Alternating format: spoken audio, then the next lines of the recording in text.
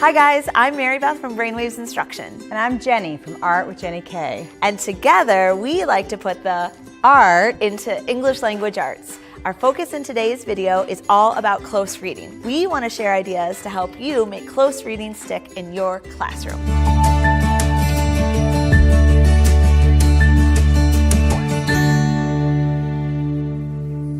Since close reading is all about slowing down, asking questions, noticing details, you might play this really fun game. Wait for it.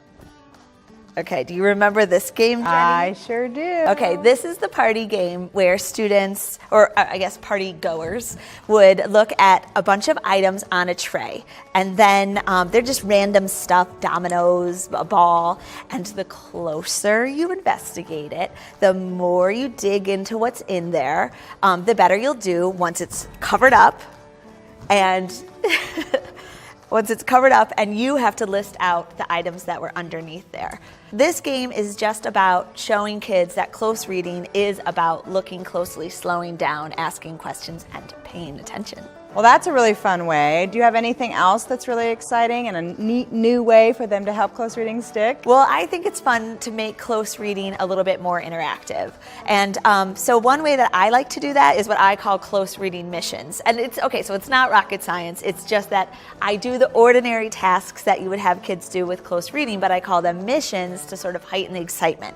So you can do that by just taking little cards or and writing mission on it. And so mission is just a challenge. Yeah, it's just a challenge or the task that you would want them to do as they read a text over and over again. So in a close reading mission, for the first one, you might say, read the entire text, and then you might include inside that envelope discussion questions that you'd have a group of kids discuss based on that passage. Then when they get the second mission, it would probably have them focus on a particular part of the passage, and it would ask more complex questions. They might investigate the vocabulary or the text structure or the author's voice or purpose within that passage. And then finally, you might do a third mission, and the third mission would be really diving deep into the text and asking much more challenging questions. And just by sort of mixing it up and calling them missions, it makes it so much more fun for students. Would the first mission is essentially each mission zooms in farther and farther and digs closer and closer? Exactly. That's the idea. And it reinforces the concept of close reading, which is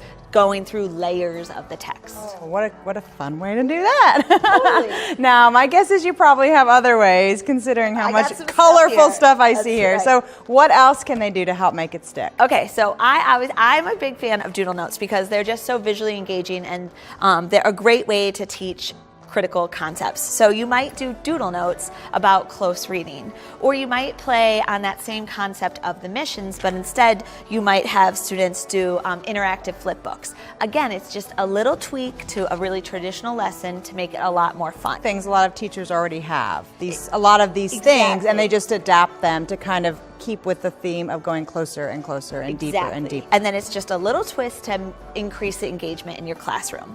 And then another idea is sort of a sticky one, because you're going to need glue for this one. And that's the idea, helping teach students that in order to respond to a close reading question, you need to combine an answer with evidence to create your response. And so you could literally have students cut out the question, cut out an answer piece, an addition sign, the evidence, an equal sign, and then their response. And this physical motion really helps them understand that there are parts to constructing a really good written response. And what a beautiful ending we have. Can you just imagine a bulletin board with all of these? All together, right? I know. Now, tell us about these, because these are pretty fun. Okay, these are really fun, and these are a freebie in my shop. I call these pencil flags, and these pencil flags have annotation marks on them. And that's because we want kids to annotate their text as they closely read, but sometimes they're like, is it circle unknown words? Is it underline unknown words? And so this tells them some hints right there. Circle the unknown word, or draw an arrow when you have a connection and sort of write in the margin. And so they have their annotation marks, maybe not at their pencil tip, but definitely at their eraser tip.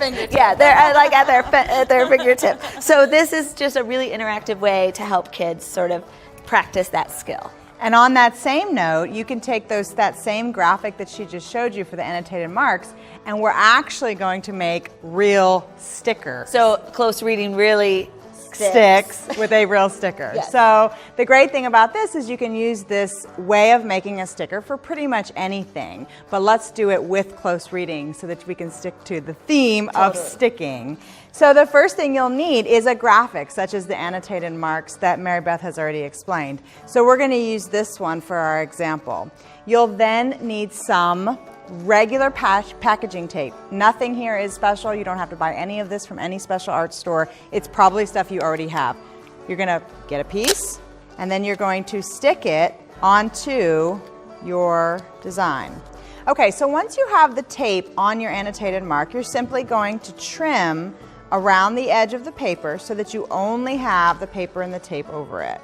And this is what makes this so great, is that you could make shapes that are irregular, like a heart or a circle, because once you put the tape on it, you can just cut around it. So that's one of the really fun parts about making stickers like this.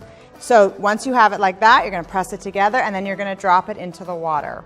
You're going to let it sit there for just a minute. It's not going to take very long. And then you're going to roll up your sleeves and get to work. And you're going to reach in and you're going to start wiping off the paper. And it's going to start to come off. As you're wiping it off, what's being left behind is the text that was on your sticker. Now, there's a couple of really important things about this. Mary Beth, are we allowed to use ink? Okay, you cannot use ink, so... Mary Beth, say it again. You cannot use ink. Mary Beth, say it again. No ink! You can only use toner. So if you use ink from an inkjet printer, this will not work. It has to be a toner. And all that means is that you print off whatever it is you want to make your sticker with, and you copy it on your copy machine. That's all you have to do for this to work. And we're getting closer and closer and closer. So it's just dip, little... rub. You're just rubbing all the paper.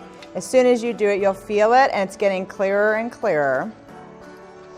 Once you get it out, then you just sort of wipe off the extra, and you set it there to dry. So once it's all dry, then you can take it and you can put it inside of any of their interactive notebooks, their composition books. If it had the annotated marks, it could go right on their table, right at their desk. Right, they could put it right onto the text or onto the passage as well. Right onto it. Wherever you want to stick it, it's going to stick. And here's the thing, the less of a background you have, so where you have more white, the better it's going to stick. So you can see that this design works really, really well for that. Now here's another great thing about this trick. This is from I pulled this from your Valentine's freebie. You can do shapes that are larger in width than a piece of packaging tape, because all you have to do is layer them over each other. So when you put the tape on top, you simply overlap just a little bit, and then you can do it that way too. So here's where you can cut around it as an irregular shape, because once you have the tape on there, it cuts really nicely. There you have it. Fun ways to make close reading a lot more fun and engaging in your classroom. And a lot more sticky. We hope you'll give some of these ideas a try, and be sure to download the supporting documents that go along with this video, because we have tons of goodies in there for you. So look closely at it. Yeah, take a look. Thanks so much for watching this video. And thank you for all you do with your students in your classroom every day. We'll see you soon.